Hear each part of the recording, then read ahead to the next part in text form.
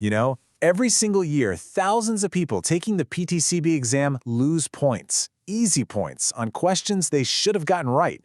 It's not because the math is complicated, but because their conversions are off by just one tiny decimal point. Let's make sure that's not you. Hey there, welcome to PTCB Prep Guide. This is the place where we break down tricky pharmacy concepts and give you the real strategies you need to pass on your first try. Today, we're tackling one of the most important topics on the entire exam, conversions. Seriously, this stuff shows up everywhere, in dosage calculations, IV flow rates, compounding, you name it. So if you can master this one skill, you're going to see your accuracy shoot up across the board. Ready? Let's get into it.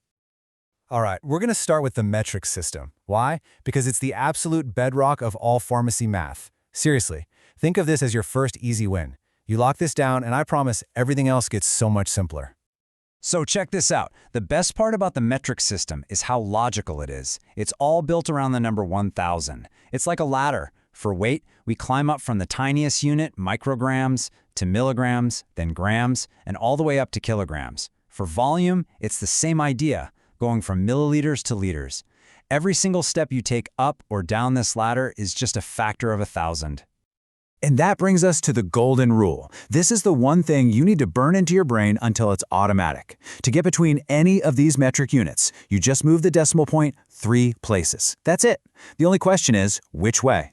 Well, think about it. If you're going from a big unit, like grams, to a small one, like milligrams, you need a bigger number, right? So you move the decimal to the right. Going from small to big, you move it to the left. Let's see this in action. It'll make perfect sense. Say you need to go from 0.25 grams to milligrams. Grams are bigger than milligrams, so we move the decimal 3 spots to the right. 1, 2, 3. And we get 250 milligrams. Now let's go the other way. 2,500 milligrams to grams. Milligrams are smaller, so we move the decimal 3 spots to the left. 1, 2, 3. And that gives us 2.5 grams. See? It's simple, clean, and super fast once you get the hang of it. Okay, so you've got the metric system down. Awesome. Now let's build a bridge to the other system we use in everyday life, household and weight conversions. Now, unlike the metric system, there's no neat rule of 3 here. This section is all about memorizing a few super important numbers that connect household measurements to the metric system we use in the pharmacy. These right here, these are the heavy hitters. You absolutely have to know these for the exam. 1 teaspoon is 5 milliliters. A tablespoon is 3 times that, so 15 milliliters. A fluid ounce is 30 milliliters, and a cup is 240 milliliters. I'm telling you, the PTCB loves to throw these into questions about liquid medications, so take a second and commit these to memory. And now, for what might be the single most important number in this entire explainer, the kilogram constant. Almost every single weight-based dosing problem, which are extremely common on the exam, will force you to convert a patient's weight from pounds to kilograms, and the magic number is 2.2. 1 kilogram equals 2.2 pounds. You've got to know this one. Now, the trick is knowing when to multiply and when to divide. And let me tell you, 99% of the time, you'll be going from pounds times to kilograms. To do that, you divide by 2.2. Here's an easy way to remember. The number for pounds is always bigger than the number for kilograms. So, to get to the smaller kilogram number, you have to divide. To go the other way, you just multiply.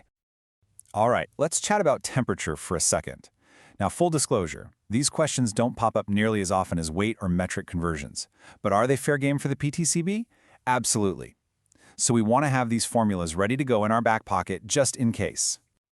Okay, here they are, the 2 formulas you need. To get Fahrenheit to Celsius, you take the Fahrenheit temp, subtract 32, and then multiply by 5/9. To go from Celsius to Fahrenheit, you do the opposite. Multiply by 9/5 and then add 32. Now here's a pro tip. Instead of just memorizing the formula, memorize an anchor point, like the freezing point of water. We all know that's 32 degrees Fahrenheit, which is exactly 0 degrees Celsius. That can help you double-check your answer and make sure it makes sense. Okay, you've seen the rules, you've seen the formulas. Now it's time to put it all together. We're going to do some practice problems that look just like what you'll see on the real PTCB exam. For each one, I really want you to hit pause and try to solve it yourself before you listen to my explanation. You ready? Let's do this. Here's our first problem. We've got an order for enalapril at 0.5 milligrams per kilogram. The patient weighs 132 pounds. Do you see the trap? The order is in kilograms, but the weight is in pounds. This is a classic PTCB setup. Go ahead and pause the explainer now and give it a shot. So what's the first rule of pharmacy math? Always convert your units before you start calculating the dose. So step 1, we've got to convert that weight. We take 132 pounds, we divide by our magic number, 2.2, and that gives us a nice even 60 kilograms. Now for step 2, the rest is easy. We just multiply 0.5 milligrams per kilogram by our 60 kilograms, and we get our dose. And the correct answer is 30 milligrams. See how straightforward that was once we got the units to match? That's the key. Let's try another one. This time, the order is for 0.25 grams of a drug. But when we look at our stock bottle, the solution is measured in milligrams, 250 milligrams per 5 milliliter to be exact. This is another super common PTCB trap, mismatched units between the prescription and what you have on the shelf. So what do? We make the units match. We're going to convert the doctor's order from grams into milligrams so it matches our stock. Step 1, we take 0.25 grams. Using our move the decimal 3 places to the right rule, that becomes 250 milligrams. And now look at step 2.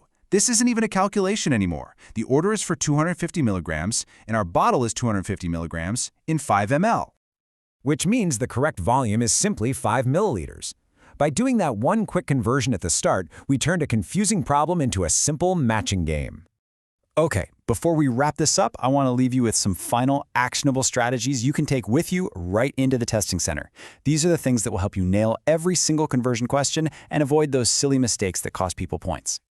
First, and if you hear nothing else, hear this. Always convert your units before you do any other math.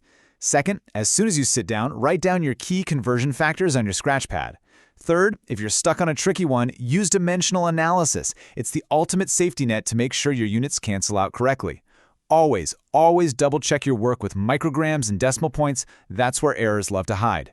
And finally, practice that 3-place decimal move until you can do it in your sleep.